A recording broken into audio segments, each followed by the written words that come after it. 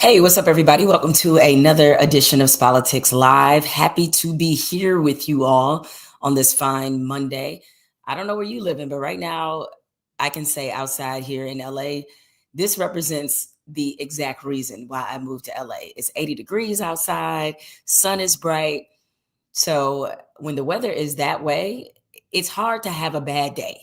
It is extremely hard to have a bad day. I used to think that Raphael Sadiq, who I will get to in a moment, when I discuss the Sinners performance at the Oscars, I understand why he's saying it never rains in Southern California, because literally it doesn't. And today is one of those days where I just take a deep breath, breathe in that ocean air, and say, this is why I moved here. Okay, beyond all that, again, thank you all for joining. Make sure that you hit like and subscribe and do all the things. Really appreciate all the support that you have given me thus far, and hope you continue that same support. Also, since we're in the support-minded kind of mentality, please support my new podcast with Carrie Champion. It's called Flagrant and Funny, also available on YouTube. If you're an audio listener, it's available on iHeart, Apple Podcasts, or wherever you get your podcast. So I appreciate the support you give me on every single platform. And I just thank you all for rocking with me. All right, let's get to it and talk about the Oscars.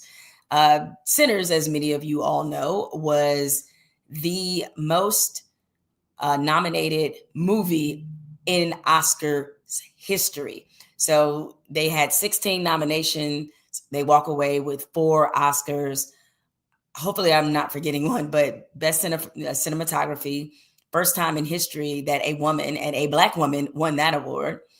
Also, best actor, shout out to Michael B. Jordan for winning best actor. He is the 6th Black man to win this award.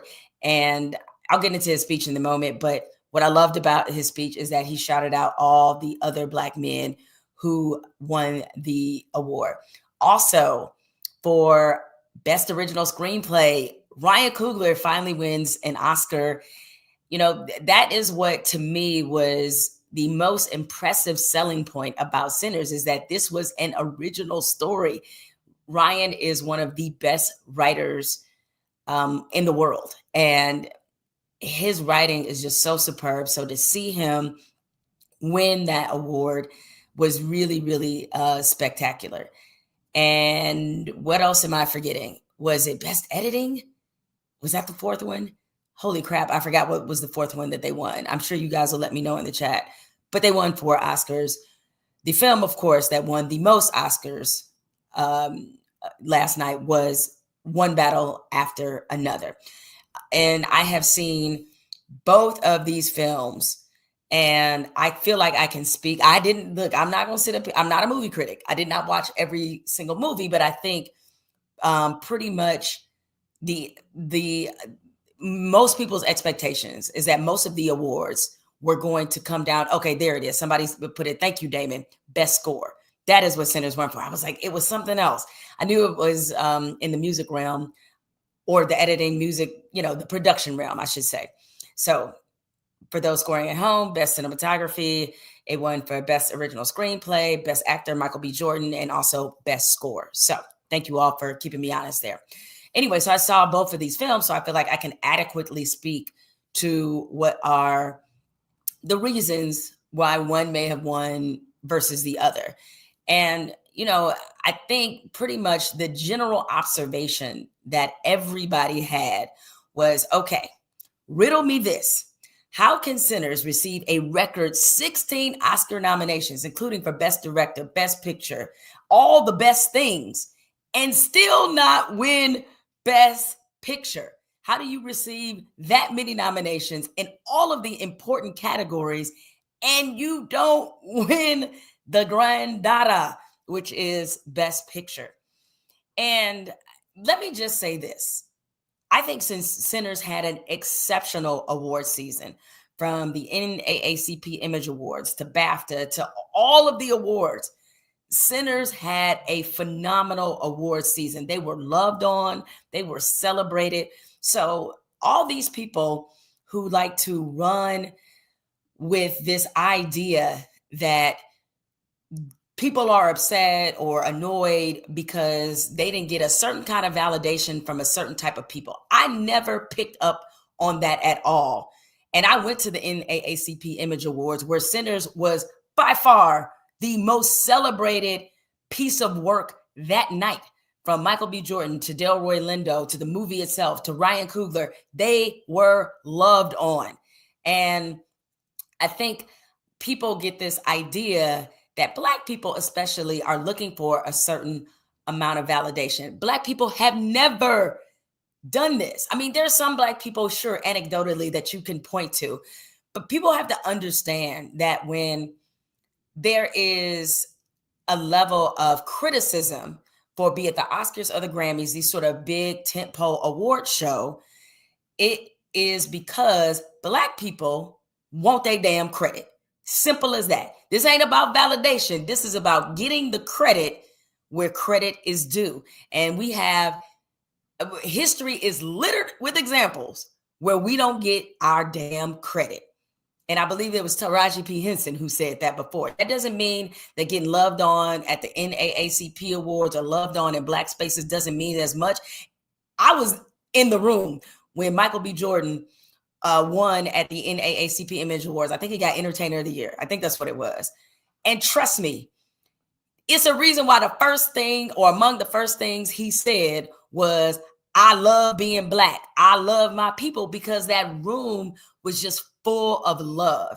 And even through the screen last night, every time Sinners was in the category, the applause for that movie was bigger than anyone else's. It was very clear that a lot of people respected the type of movie and this type of project. And so I don't look at this just because they didn't win Best Picture as some kind of snub, or like this wasn't as good of an award season because they didn't win every single thing. They were going to lose some of these awards. Now, that being said, let's get to One Battle After Another versus Sinners. Let me not snub, or not, I'd be remiss if I did not mention this part of the Oscars, which, I mean, how could one of the best parts of the Oscars is when they performed I Lied to You. Misty Copeland coming up out of retirement. This woman just had hip surgery and she was twirling on the stage. And a lot of people, there were some people, because of what Timothée Chalamet just said about how ballerina and opera were basically pointless, people thought that this was some kind of slap at Timothée Chalamet. It wasn't. This was called Black excellence and Black gifts being on display. Misty is one of the greatest ballerinas of all time. And so for her to come out of retirement, for Misty Copeland to come out of retirement and give this kind of performance, really only spoke to the moment. This song is something that just shakes your soul. And Miles Caton is a phenomenal multi-hyphenate. And that brother, I got a chance to sit with him. I did the leading into the NAACP Image Awards. I did a podcast series called Image Unscripted, which you guys can see on YouTube. And Miles, I sat down with Miles, Tyreek Withers, and Jazz Sinclair, just to give a nod to some of the young up and coming stars in the business. And Miles is mature beyond his years. He has a bright future. Like, he is going to be, one of these days, he's going to be holding that statue. Like, that brother is super talented. But this moment right here was really one of the defining and one of the most memorable moments of the Oscars, because that scene in the movie, this scene right here, is one of the best scenes I've ever seen in any movie. In any movie. Like, to weave together the different genres. And even with this, you have Raphael Sadiq, who was up for an Oscar, as this song was, for Best Song. You have, Shabuzi, all the other talented artists on stage, like D Nice, my brother D Nice, who was representing the hip hop era. Like, this was a moment. Okay. And because Ryan Coogler didn't just create a movie, he created a moment. And that's different. I thought the Sinners deserved to win Best Picture. because of that. I've seen both of these films, as I said. I'm not someone who likes vampire movies, and I think it's actually kind of insulting to refer to Sinners as a vampire movie, but for the sake of this interaction here, I'm going to call it a vampire movie. Horror is not really my genre. Not because I'm scared or frightened or anything like that. It's that usually I find a good deal of horror movies to be kind of simple and they just don't have much into them. Not for me, right? And this movie was something else because, yes, it was at the root of it, maybe a vampire movie, but it was about exploitation, the Mississippi Delta. It was so many bigger things than just horror in this movie. And the degree of difficulty of what Sinners had to accomplish, I'm sorry, was higher than One Battle After Another. You all have heard the criticisms of One Battle After Another. Most Black women that I know, if not all Black women I know, I can't say all, but I'm just going to say most. The majority of Black women that I know hated One Battle After Another. And I think they hated it because of the depictions of that Teyana Taylor, her character that she had. I mean, obviously, she was many considered her character to be overly sexual, or her character was overly sexual in a way that played on some very persistent Black tropes about, or I should say persistent tropes about Black women. And I understand those criticisms, and I think they frankly were fair, but it's a fine line because here's the other thing that we have to balance. And I'm gonna get to the root of why a lot of us had this reaction, is that Black characters, we can't look at all of them and Black movies like it's supposed to be a documentary. There has to be room for play, meaning you talk to any actor and they love playing flawed people who don't always do the right things, who aren't always a perfect representation for what a group of people or what a person is supposed to be. They love that. It forces them, it stretches them. They love the complexity of it.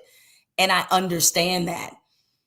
And so on one end, I think as an audience, as a Black audience, we have to stop looking at certain movies featuring us as if this has to be a perfect representation of Black people for it to mean something. However, that being said, I think the bigger issue is trust. And this is what I mean by that. Now, Paul Thomas Anderson, the director, he's white.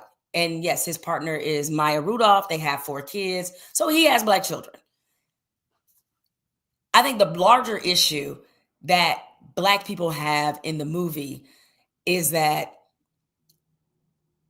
here is a white director, once again, being allowed to give his take on Black revolution and about the very serious issue of racism in this country. Because I got to be honest, I had no idea when I first saw the previews and the trailer for this movie. I had no clue that this was supposed to be about Black women and the revolution and a movement that they were leading and what it cost and blah, blah, blah. I had no clue because the entire trailer had all white people in it, with the exception, I believe Benicio del Toro might have been in there. I did not know this was supposed to be the movie, and I get it because they're trying to sell a movie. They're trying to get butts in the seats. So naturally, Leonardo DiCaprio is everywhere. And he is the one, in all the trailers and all the scenes that you see. And I was like, oh. And when a friend of mine who covers the entertainment industry told me that was the plot, and I was like, oh, that's the plot. Got it. So maybe about a month or so ago, I caught Sinners on, I watched it on the flight. I was like, I'm going to finally watch this because I was a little scared to watch it, given what I'd heard about the movie, largely from Black women who did not like this movie. And the movie was fine. It was entertaining. I thought Benicio del Toro was really good. But I think that I understood why people judged the movie the way that they did. Now, I will say, and maybe it's because some of the sexualization part of Teyana Taylor's character, I actually thought it was going to be a lot worse. based on how people were describing, I was like, I'm about to get some soft porn up in here. Like, I really thought it was going to be worse. And, I I was not put off by it, and maybe because I was expecting it. And so that allowed me to sort of brace myself for what was going to be the case. But I think it just boils down to trust. And as Black people, we are sensitive when white people try to tell stories about us. And we've deserved that right to be cynical, to be skeptical, to side eye. And especially since, I'll be honest, the explanations that I've heard from Paul Thomas Anderson about making this film and what he was trying to accomplish as it relates to the depiction of Black women, I found it to be lacking. And especially when he made a movie that is clearly racial and political, and then didn't want to speak to race or politics. It's like, if you're going to make that kind of movie, then yeah, there's some answering you have to do to what you created and why you created it and what you want to show. And so I found that to be a little bit lacking, but I understood by Hollywood standards very much why this movie was celebrated. I mean, when you have Leonardo DiCaprio, Benicio del Toro, and Sean Penn, you are basically like, please hand us a bunch of Oscar nominations. And again, all were excellent in their role. And one thing I will say is, like, this was not a white savior film. The worst people in the movie, for different reasons. Leonardo DiCaprio is generally a screw up. And, Sean Penn is a violent racist whose entire premise is, and sorry, spoiler alert, is trying to kill his biracial child in order to be a part of this movement of, this racist movement. So I think that was the other thing that Black people probably had a problem with, is not only are you dealing with a film that is seen through a white lens about something that's very serious and seeing us through a white lens, you also have Sean Penn's character being celebrated for being a terrible racist. And to be honest, that's not particularly original or new, even though, again, he was very good in this role. So for me, it wasn't about, the reason I found One Battle After Another to be lacking compared to Sinners is because I felt like Sinners was the more original story, a heavier lift to climb, to be able to sort of explain exploitation, cultural appropriation, all these bigger themes through the lens of a horror movie is incredibly difficult. And even when it came to One Battle After Another winning Best Casting, is it really that hard to win a Best Casting award when you have Leonardo DiCaprio, Benicio del Toro, and Sean Penn in a movie? That's not, no disrespect. Again, degree of difficulty. Ryan Coogler cast Miles Caton, who no one had ever heard of. And granted, Michael B. Jordan is the star of this film. A star that is playing two people, by the way. But Miles Caton and many of the other actors in the movie were, by Hollywood standards, relatively unknown. Wumi Masaku. This woman was phenomenal in it. That is an excellent cast because most people were unfamiliar with her because this is a breakout performance. Even Haley Steinfeld, you see her in a completely different light. Lee Jun Lee, who played Grace, who everybody still want to fight right now. Jamie Lawson, who played Perline, and Delroy Lindo, for crying out loud. And listen, I don't want to, I know people think that the reason that Black people ride this hard for this movie is because, we just on some Black shit and, blindly supporting this movie. But no, there are legitimate reasons why many of us feel the way that we feel about this film, because it was literally something we had not seen before. And I think that that's a heavier lift. It's a heavier lift. And so, yeah, while, a lot of these characters, and I don't want to put too much on it. I don't want to make it seem like no one had ever heard of any of these other actors, but for the most part, for many of them, this was like their breakout role. And to me, that's casting. That is casting. And so, yeah, I think One Battle After Another deserved to be nominated. I don't think it deserved to win Best Picture over Sinners, because again, originality means everything. So I put out on Threads about how I was disappointed that Sinners didn't win Best Song. And listen, guys, I understand that K-pop is all the rage. I know that song in particular is a worldwide hit. And most importantly, a lot of parents, presumably probably a lot of parents who voted for the song to win the Oscar, they have heard this song ad nauseum in their own homes. And so because of that, naturally, the popularity part of it was going to win. And there's no shame in Sinners losing to that song because of the popularity that it has. So I get it. But again, this is about originality and degree of difficulty. And I don't want to offend anybody who loves K-pop, but K-pop to me, and I can have this wrong, and perhaps you need to listen to more of it. It certainly doesn't sound bad to me. Like I get the appeal, but K-pop is just pop music and R&B music from the 90s in a different package. It's like we have literally seen this before.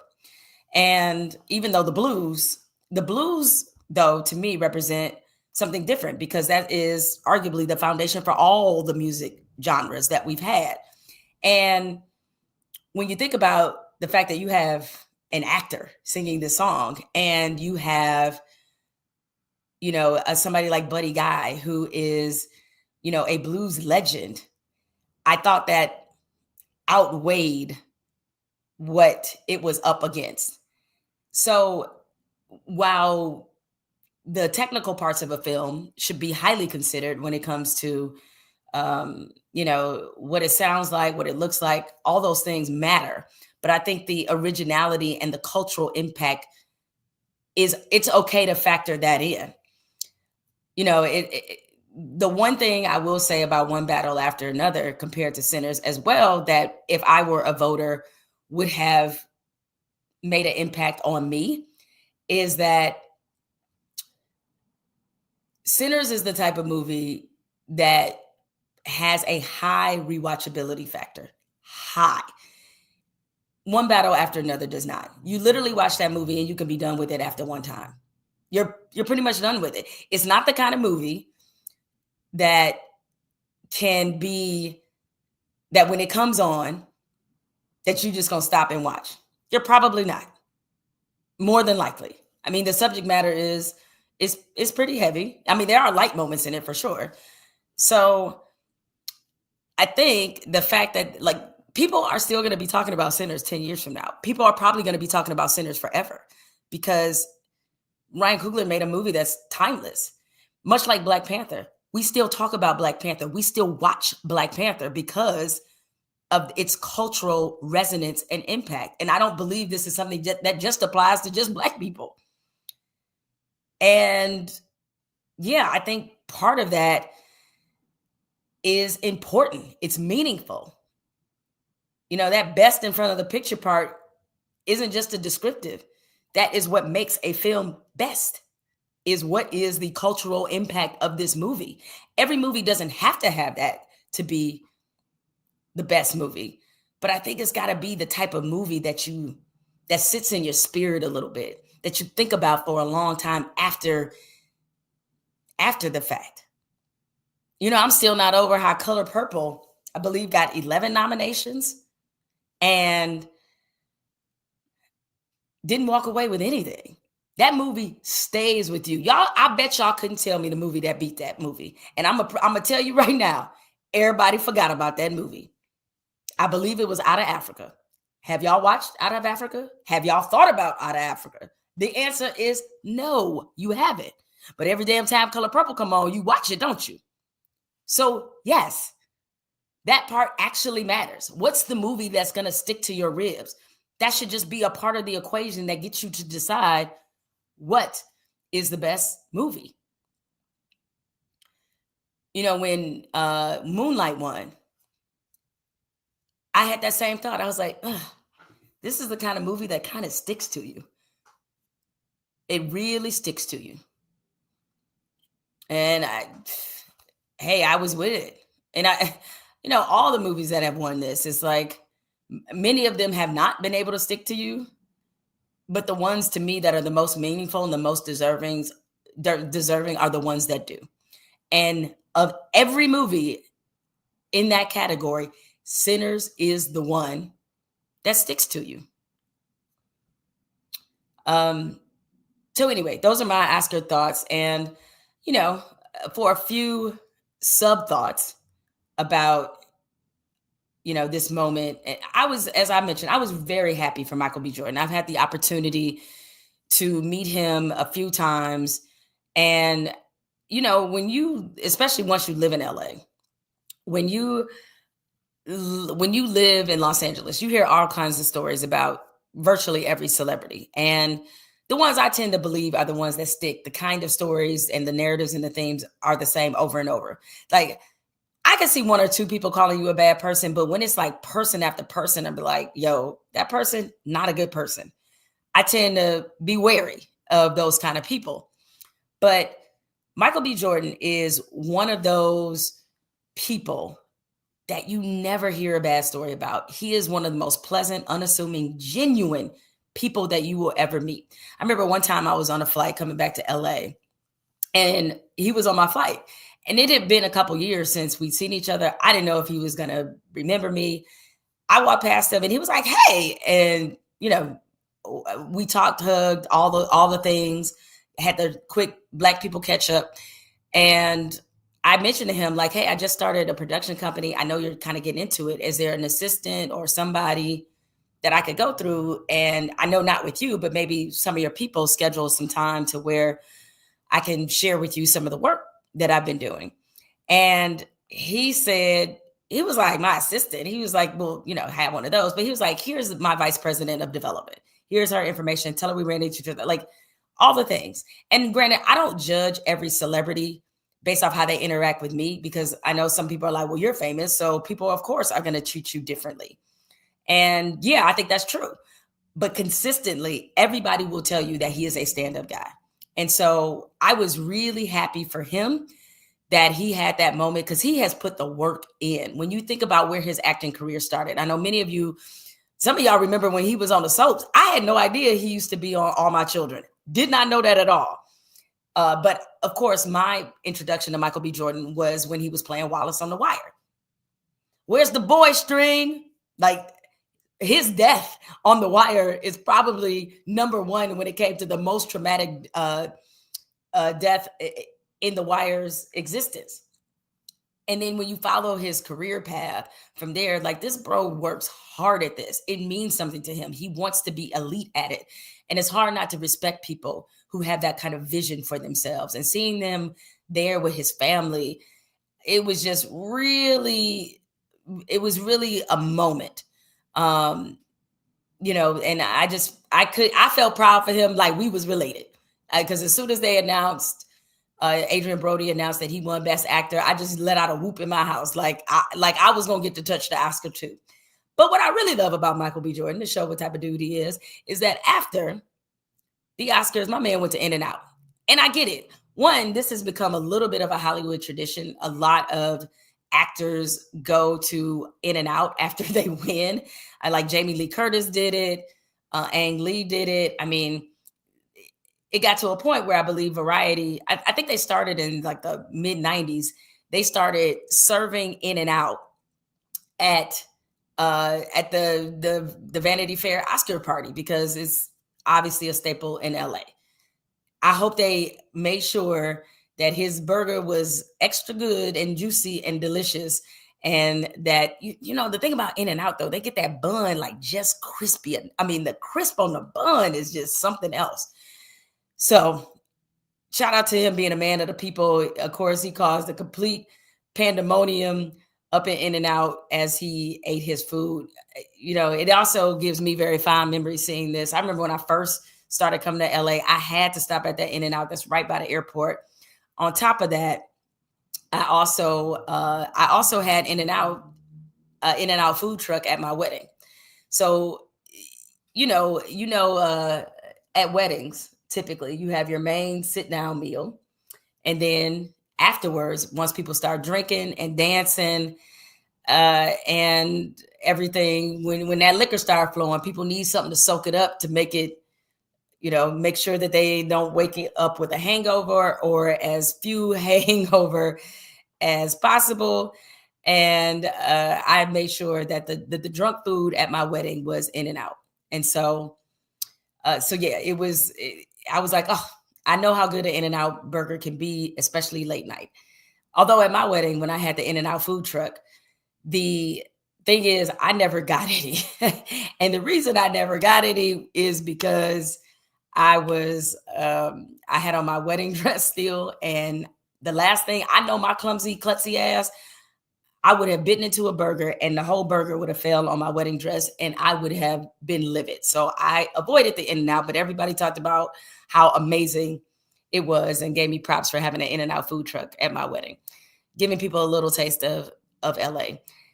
So at any rate, that was a great moment. And it was also really good for me, or really good to see Ryan Coogler win for Best Original Screenplay. I first met Ryan Coogler when I was at ESPN. And I believe this is when I met him pre-Black Panther, post-Creed. Ryan Coogler had a pretty amazing athletic career. You guys should look it up. He played football, I believe, at Sacramento State, had a great career. And met his wife, Zinzi. I mean, these are beautiful people. Ryan is a real one. He's so Oakland. He is so Oakland. Anybody who is from Oakland or you know somebody from Oakland, you realize how truly Oakland that Ryan Coogler is. And it was truly amazing to see him be loved on during this season of his career. I mean, he's always been respected. When you look at his body of work, Fruitvale Station, Creed. I mean, the fact that he took a franchise as successful as Rocky and reimagined the story to tell it from a different perspective and got Sylvester Stallone in the movie speaks to him. And to go from that to Black Panther and Wakanda Forever and the movie he made about Fred Hampton, it was his IMDb, his body of work, you could hold it up against anybody. And it's crazy to think he's still so young. It is just really wild to see his career ascend the way it is, but totally deserving because he's somebody else. Storytelling is important to him. People are important to him. Him and Michael B. Jordan have a chemistry and a symmetry that reminds a lot of us of Denzel Washington and Spike Lee.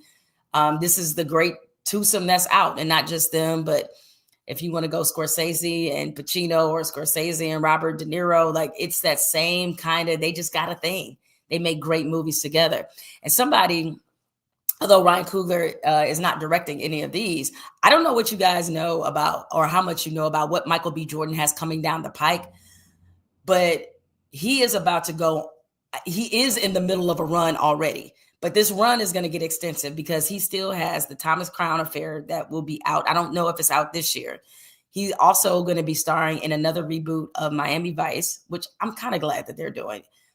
Look, no disrespect to Colin Farrell and the movie, was it Jamie Foxx was in that one? Am I right about this? I mean, it's just, I had high hopes for this movie and it just kind of missed the mark a little bit. And so I'm really curious as to what Michael B. Jordan does with the Miami Vice movie. So yeah, I mean, he is in his season. He is fully in his bag. And before I got on with you guys, I saw that Will Smith gave him a very amazing message on Instagram. And as I said, I thought it was really wonderful to see him give props to the people that came before him. Now, if we could just work on more Black women winning the Oscar, but that's a conversation for another day, where Halle's the only one in like 96 years to win one. I mean, it is crazy. What did you think of Marty Supreme? Not gonna lie, didn't see it. Will I see it at some point? Probably. Probably will see it at some point, but I did not.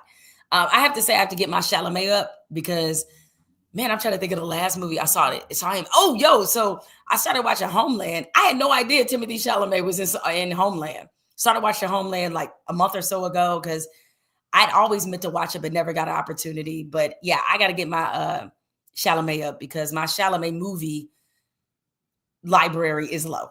I have not seen a lot of the things that he has been in. Didn't see Dune. Didn't curl, not quite, didn't suck me in, didn't feel like something that I really wanted to see. So I think Marty Supreme might be something that I really want to watch. And I've heard that it's really, really outstanding. A lot of people think that they're about to DiCaprio Chalamet. In other words, I think he's sitting on one Oscar right now, if I'm not mistaken. But that he's going to be the one where the snub becomes the story year after year, the fact that he didn't win it. And he's so young. He's clearly going to win another one. So that's that. All right. That is it for my Oscars talk. I see a lot of your comments, some of which I'll address at the end of the show. Send your thoughts, your comments, your questions, whatever have you, because I like to go through a little Q&A period with you all just to respond to something you said or answer a question that you might not have, a question that you might have, excuse me. I want to talk about something based off what I saw the CEO of Uber say about automation. And I know this is a bit of a hard turn here because we just go from talking about something kind of frivolous into talking about, something a little bit more serious. But this CEO, the former CEO of Uber, his name is Travis Kalanick. He says that AI will make human work more valuable. Now, a lot of us, especially those of us who have and hold certain type of jobs, particularly in corporate America, it is no secret that AI is coming for a lot of corporate jobs, coming for a lot of jobs that are degree required, that essentially AI is supposed to replace the thinking portions of the workforce. And so it has a lot of people scared. The former Uber CEO said something interesting where he was on a podcast. I believe the name of this podcast is called TBPN. Wasn't familiar with this podcast, but went to listen to this episode because I saw a snippet of what he said. And I was curious as to the conversation that could be had. And I put some thoughts out about it on Twitter, and people did not like the thoughts that I had. But nevertheless, here is the former CEO of Uber, his thoughts about how AI will actually make human work, not all human work, but certain human work, more valuable. Why? Do you have any like white pills or ideas that potentially AI speeds up the rate of building broadly, like solving the housing crisis through like permitting, faster permitting, stuff like that? This is so one of the things is that, and I think people are starting to come out of this now. Mm-hmm. This whole the jobs are gone. Like I know people still say that, but there is another side to this story. And I'll just make this because I'm the Adams guy. I'm like, let's just talk about plumbers. Mm-hmm. Okay. Yeah. Let's say the entire world, everything in our world was automated except for plumbers. Okay. You had machines making buildings. You would basically have 1,000 buildings a day. Yeah. 1,000 buildings being built at a single time in Los Angeles alone. Sure. Just machines doing. Yeah. Except plumbers. Okay. How valuable would those plumbers be? Extremely valuable. Okay, those guys, each and every plumber would be like LeBron. Okay, why? Yeah, Because plumbing is the long pole in the tent to progress. Sure. That you can't get those 1,000 buildings unless you have a plumber. Sure. And by the way, you got so much efficiency everywhere else that you need millions of plumbers. Yeah. And then plumbing is what's up? And so once you realize that, then you're like, until we get super AGI, humans are valuable. Mm-hmm. And they are going to become more and more valuable because they will be the long pole in the tent to progress. And that progress is going to accelerate and get faster and more, more robust, except if you're a plumber, you're crushing. Okay. First of all, shout out to the plumbers. Because one thing, we don't even need AI, like fully, integrated society of AI. I mean, we're kind of getting there. Plumbers are valuable as hell. Plumbers, if any of y'all have paid for a plumber, you already know what time it is. You call a plumber, you just start writing a check because it's about to be something probably pretty obnoxious. So there is a value to plumbers now when we still have tons of jobs that have not been swallowed up by AI. But here is something that I notice, and you all can tell me if I'm tripping. Generally speaking, I am a 60,000 foot view person. Like I look at how the dots connect. I look at why something is happening, the context of why something is happening, all those things, and try to figure out how do these dots all connect. Okay. I find it interesting now, from Elon Musk to him to other CEOs of really big corporations that make a lot of money. Many of them are discouraging people from going to college. I want people who are in trades or people who respect trades to understand this. I respect trades. I think you should go into a trade if you don't want to go to college, or you could go to college and do a trade. Like you can mix and match them, get it how you live. So this is not me being anti-trade. But I find it interesting that the wealthiest people keep encouraging everybody else not to go to college. Are they telling their kids to be plumbers? Do you think Travis Kalanick is telling his own children that they should focus on being a plumber? Now, you could say, well, he has a lot of money. His kids don't have to focus on that, which is precisely my point. And that's not to say that plumbers don't make a lot of money. In fact, I looked it up. Okay. According to ZipRecruiter, the average plumber salary is $63,000 per year. That's just an average. So I know many of you know plumbers who are making way more than that. And some of this depends on what state you live in. Like if you live in California, it's a little bit higher because you're going to get these California prices. Or even on the East Coast, New York, Massachusetts, like some of those clusters of where you have a certain amount of population, you're going to get that. But I think there's a reason why all of the CEOs who have made money or former CEOs are the ones out there that really are shaping our economy are telling everybody to be plumbers. And Alex Karp, who is the Palantir CEO, kind of gave the game away. One thing, though, that I think even now is underestimated by all actors in industry, and including in Silicon Valley, is how disruptive these technologies are. If you are going to disrupt the economic and therefore political power significantly of one party space, highly educated, often female voters who vote mostly Democrat, and military and working class people who do not feel supported, and you feel like you believe that that's going to work out politically, you're in an insane asylum. Like that, you cannot have it. This technology disrupts humanities trained, largely Democratic voters, and makes their economic power less, and increases the economic power of vocationally trained, working class, often male voters, and so these disruptions are going to disrupt every aspect of our society.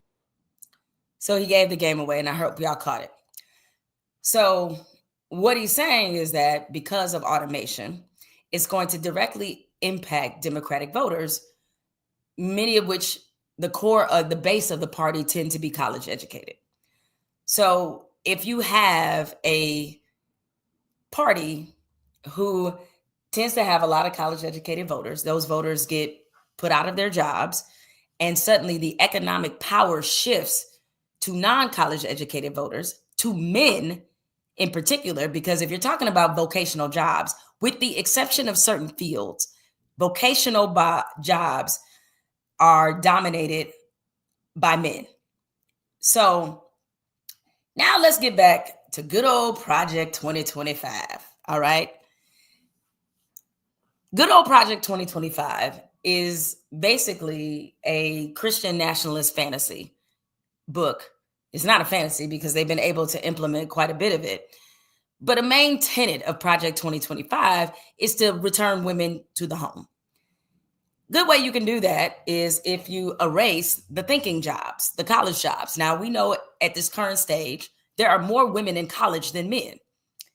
And because there's more women in college than men, you are seeing a decided shift in the workplace. See, a lot of these CEOs that are in their jobs, not all, but enough of them, they resented the presence of women in the workforce because that means that they could not operate in the workforce the way that they were used to, meaning that they could be disrespectful, meaning that they could sexually harass women and not have to pay a penalty. But the moment women started speaking up in these environments, all the frat bros that were in charge at some of these companies got real pissed off. And I believe that all of this anti-college sentiment is coming from a very specific place. And there's a specific design to demonize college so that it impacts and interrupts critical thinking. Now, that does not mean that just because you're a plumber or just because you're an electrician or any of these jobs that are vocationally based, that doesn't mean you don't critically think. Clearly you do, otherwise you wouldn't be good at that job. But there is no question that if you want to take this back decades, okay, Ronald Reagan is a big reason why we have the situation that we do when it comes to universities and college education being extremely expensive. The reason why he has a lot to do with that is because one thing that broke Ronald Reagan's brain is the fact that college students were so anti-war. And he believed if you were anti-war, you were anti-America. And it's funny how we're still conflating those things. Just because I don't think we should be out there randomly bombing places doesn't mean I don't love this country. It means that because we are so powerful, we should be more judicious when we decide to use our military power. But he did not like the fact that college kids were protesting against the Vietnam War. And so what he did as governor of California was that he essentially pulled the funding of the universities in the state, the public universities in the state of California, because college used to be, I'm not saying it was free, but it was free-ish. And he did it not only because he thought that colleges were a bastion of liberal thinking. He thought marijuana use and rife marijuana use. He's like, we're not about to have these hippie, weed smoking, blunt toting, anti-war kids being the next generation of Americans. They're questioning, they're thinking, they kicking up too much dust. They're bringing up too much nonsense. They're trying to make people think, and I don't like it. So he made sure that he persecuted the university system because he thought it was too liberal. And also, his sort of right-hand man in education told him that if he didn't get a hold on these, and you can look this all up. I'm not just making this shit up. You can look this all up. His education chief was very explicit in saying that if they don't make colleges more out of reach, it will close the wealth gap among races. And all of a sudden, people such as lower income Black and brown folks and everybody that fell in that lower tier, they will have access to an education that might uplift their families, that might uplift them out of their situations. And next thing you know, we will not be able to exploit them from labor.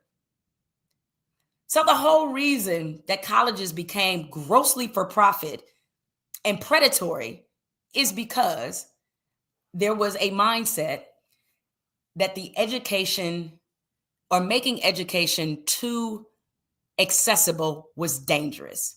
And I'm literally seeing the same thing happen right now. And again, I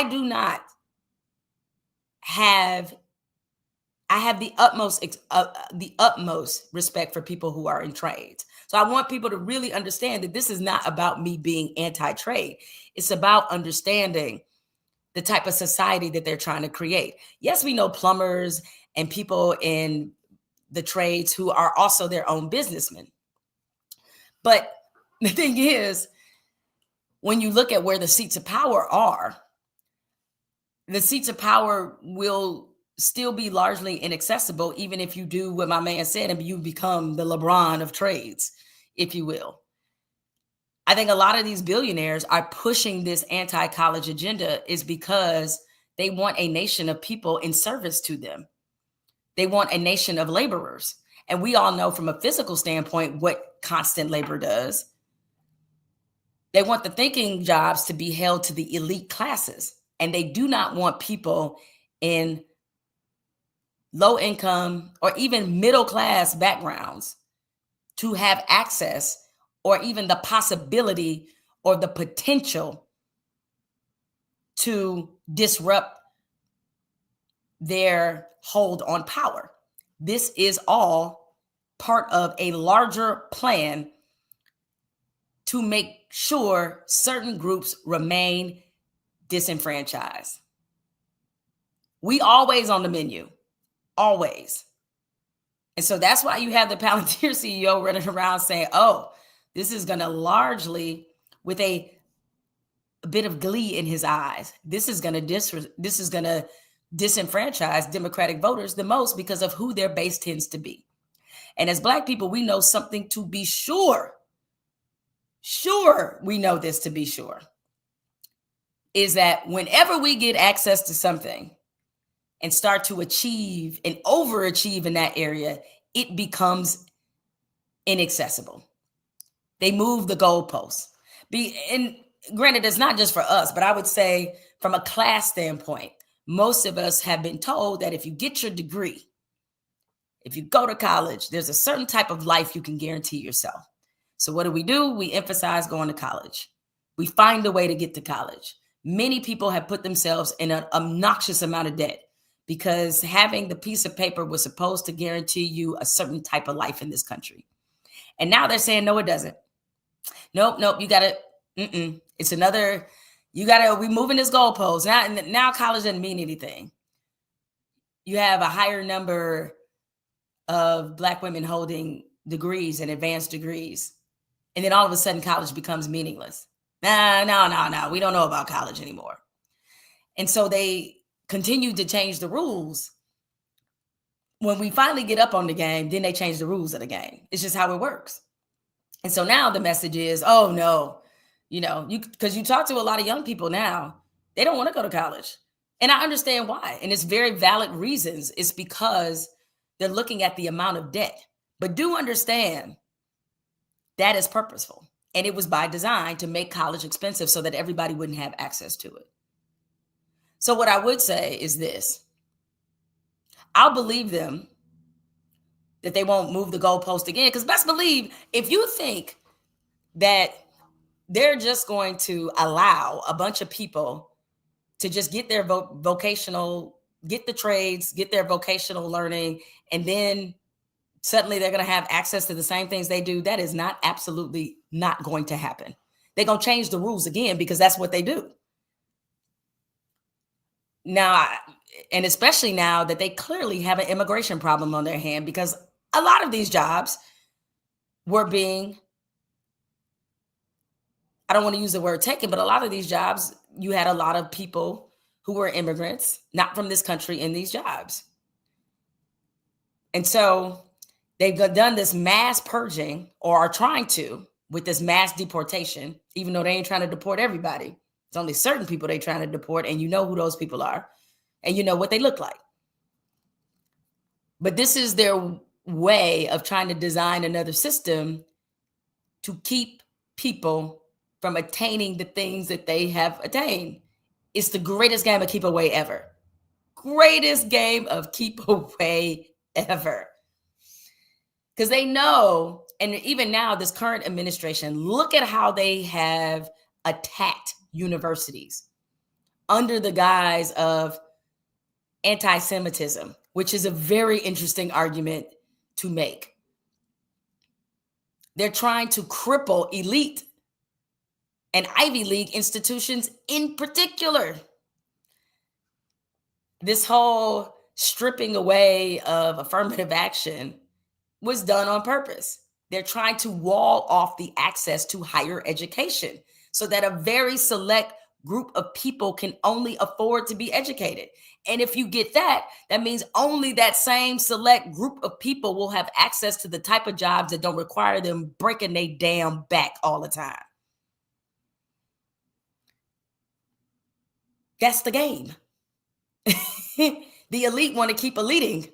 The billionaires want to keep all the money. They don't want to share anything. So if you guys think that they're sharing these bits and these gems because they want a better society, you are lying to yourself. They do not care about you. They're just trying to create a different kind of workforce. And they're trying to disenfranchise certain people along the way in creating that workforce. Because even in the vocations, we know that there's a struggle still among people of color. Because don't think if it becomes a nation of plumbers that Black and brown people going to be on the same level of white people. That's not going to happen. It don't happen now. Because I have had many conversations with people in the vocations, and they talk about some of the ceilings that they have to overcome, some of the obstacles they have to overcome, because there's a certain network within the trades. And this is a very good point brought up by Antoinette Wilson. They also don't want unions. So what do you think is going to happen? Do you think they're just going to say like, oh, you know what? We want a nation of plumbers and electricians making $140,000, $150,000. No, because they want to break all the unions on top of that. So they want to make the work conditions more severe and make sure you have minimal health care, minimal job protection. They want to take all that, as far as they're concerned, can be gone. All right. So if you think that they're just going to have this protected class of people in trades, they are not. So even if you are someone with your CDL license, you aren't safe. And we see how they're constantly attacking small business owners, constantly swallowing up businesses, making it harder for small business owners to survive. So if you think that having a vocational trade will protect you, maybe it will in the short term, maybe it will for a certain period of time. It won't, because the goalpost always moves. It always moves. There's always a new condition of rules. And much like having a degree, it's not going to be a guarantee. And, I'll just add, I mean, as somebody, and granted, you could accuse me of being biased because I went to college, enjoyed my college experience. I'm very thankful to be in the position that I'm in. And it hurts my heart, especially as a journalist, to see that there's a number of media outlets that now use AI generated copy. That's the type of stories that you're reading. And you could tell they're AI generated because they're generally awful. And it has reduced the talent and skill of writing to being considered non-essential. And while I love the advances of technology, I love the advances of technology, but there's always an inherent danger with them. Only human beings would invent something like artificial intelligence, something that could essentially make them less useful. Human beings are very good at that. Why y'all keep inventing stuff that's going to kill you? That eventually could do some things and run wayward in a way that might destroy everybody. Why? Even the people who were the early creators of AI have all gotten out of it and all have blasted the same warning signs saying, hey, y'all, I don't know if we really want to do this. Well, why did you invent it then? I mean that a little tongue in cheek, but I'm like, why? So my fear is that the technology is already doing this with a generation of children, is that it's making them lazier thinkers. And while even when there was no AI, everybody can't write. That's a very specialized skill. I get that. But writing requires certain steps, and to see writing being eliminated and to seeing, I'm still one of those people that if I'm thinking, let's say, oh God, what were me and my husband talking about? It was something sports related. We were trying to remember somebody's name, and I just refused to look it up. I was like, I'm going to sit here and think of what this name is, because I'd rather do that than become so dependent on something. Now, it might have taken me 6 hours, but I thought of the damn name. But that's not the point. The point is that I think that's also part of it, is like if they make us lazier thinkers and people who will no longer question, it plays to their advantage. So we have even more things to worry about beyond the general destruction of the planet. It's like, oh, not only is there this technology that's probably going to rid or take care of most of the jobs, apparently in 10 years, I will have to know how to use a socket wrench. Is that a real term? I'm not even sure. Okay, down to the last couple minutes here. I want to get to some of you guys' thoughts and questions. Make sure you shoot them in the chat. Thank you, everybody, for sticking in here with me. I appreciate it. And also, as I said, make sure you like and subscribe on the way out. Here we go. This is from Online Savants. The purpose of a business is to make a profit, not to create jobs. Workers, no matter the number of degrees they have, are a liability on a corporation's yearly tax returns.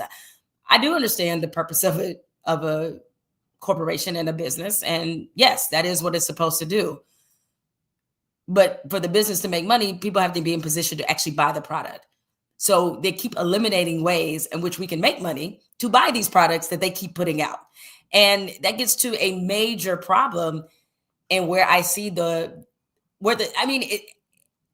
it's not even new. Like the way we have shifted, like America used to make things. We don't make things anymore. We are purely a consumption society. And when you become a consumption society, you are at the behest of the people who know how to make things.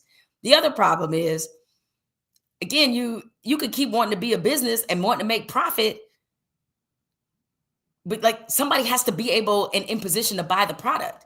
And I read this elsewhere, and I can't remember what publication it was, but it talked about how now a lot of companies are now solely focusing on luxury experiences because they only want to cater to the people who have money and not to the people. Like they'd rather sell 100 tickets at $500 each than sell 500 tickets at $50 each. So like they're purposely pricing people out of experiences and out of other things. I mean, you can see that in sports, right? The sports are a great example of this. Number one complaint sports fans have right now is they have to have too many apps, too many services to watch games. And this is the unfortunate reality of gross capitalism. Those prices for sports rights are never coming down. They're only going up. The prices of player salaries are not coming down. They're only going up. So to be able to pay for this, they got to slice the pie up a little bit thinner and offer more options so that they can make more money, which means as a consumer, yeah, you're going to have to subscribe to like 5 different things if you want to watch a full slate of games or certain games. And y'all called me crazy, but I continue to say it is coming, a pay-per-view Super Bowl. I totally believe this is coming. And yeah. All right, Jessica said, wasn't Chipotle trying to do some silly-ish like that in AMC theaters? So I believe it was Chipotle recently who talked about how they were now focusing on more high-end customers, because they said 60% of their customer base consists of households that earn $100,000 or more annually. And they said, based off the metrics, they were going to lean into those households and away from making their food a little bit more accessible to people who don't make that kind of income. We just saw, like, there's nothing to stop these corporations for how they treat us, because what was the recent announcement is that the Department of Justice was basically, when it came to Live Nation, which owns Ticketmaster, which have been really abusing customers' trust and had no accountability at all. The Department of Justice essentially dropped all the complaints that were against Live Nation. And so now they are able to operate with impunity in terms of what they're charging concert goers and all these stupid ass fees and everything. The price of things are just going to keep going up. And so, yeah, I get it. The business is to make, the whole point of a business is to make profit, but you're going to have a hard time doing that. And you're going to lessen the number of people you appeal to when wage stagnation is real. The fact that the federal minimum wage hasn't come up in 11 years tells you something. I mean, yes, there's individual states that are raising the minimum wage. But like, if you continue to have stagnant wages and higher prices, something has got to give. Those two things cannot continue to coexist. All right, getting to more of your comments here. Okay, this is from Ronnie Thomas. All this so-called data is just people's thoughts shying people. It is against they. So I have, Ronnie, babe, you got to use some periods. I have no idea what you're trying to say. Maybe it was a talk to text thing. I'm going to give you the benefit of the doubt, but I'm going to skip over yours because I have no idea what you were trying to say there. Okay. This is from Natural to the T. I can't agree that it makes them lazy. It is how they have been allowed to use technology that can prevent them from using it to benefit them in the future. Yeah, I mean, I see what you're saying. Yes and no. It only makes them lazy. Like, I think that technology is great as a supplement. Like, listen, I would have loved to have access to ChatGPT in college, especially to help with some of the, the research aspect of some of the papers I had to write. Because many of us who are of a certain age remember those days where you had to check out about 11 books at the library or be in the library all day because you had to look up like 30 different books to get the proper notation, proper support for whatever research paper you were working on. Who remembers the Dewey Decimal System? Oh my God. Why? Just why? That was just an exercise in futility. So I would have loved to have something that would have been able to, in seconds, research something that sometimes took me 3 hours to find in a damn library. That would have been great. Been great. So I think it could be a great tool, but I also think it could be weaponized into making laziness acceptable. Because our young people need to learn how to write. They need to learn to read and comprehend. Because it's too few of them that don't have both. They got one. It's a reason why those two things were separate classes.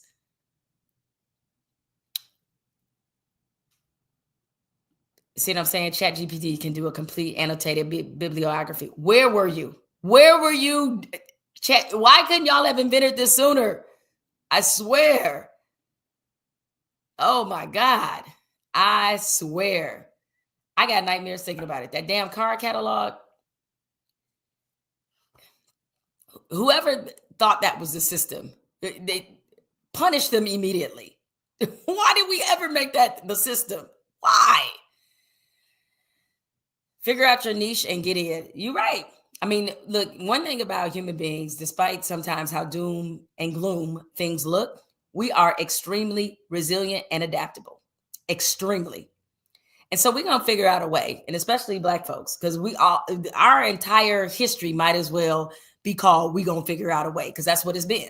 We're going to figure out a way. And so, yeah, this is my concern.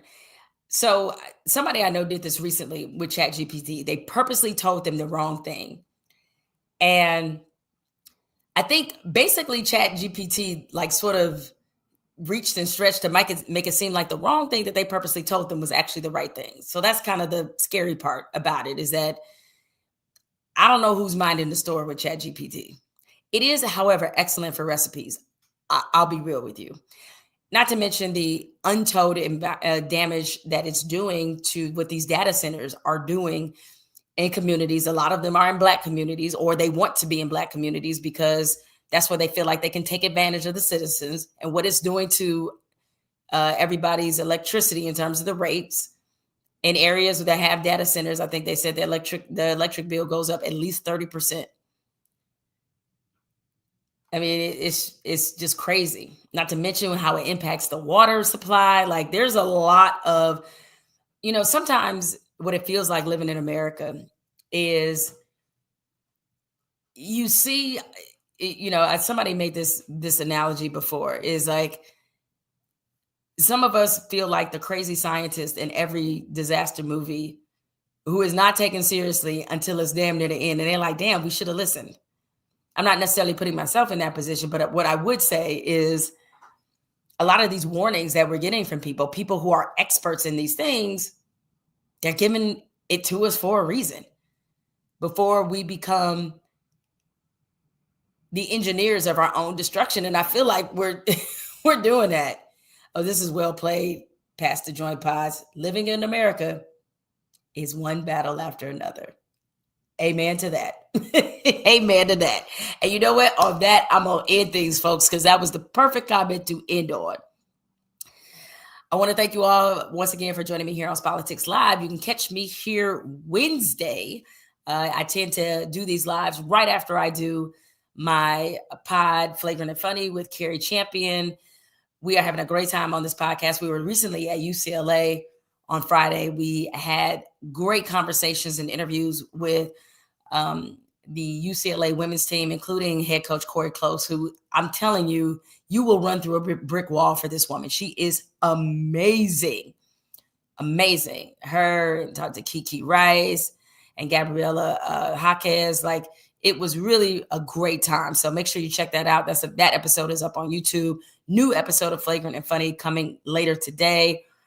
Always a good time, always a laugh. So make sure you check that out. And again, continue to support this YouTube page, like, subscribe, do all the things. I will see you all on Wednesday. Take care.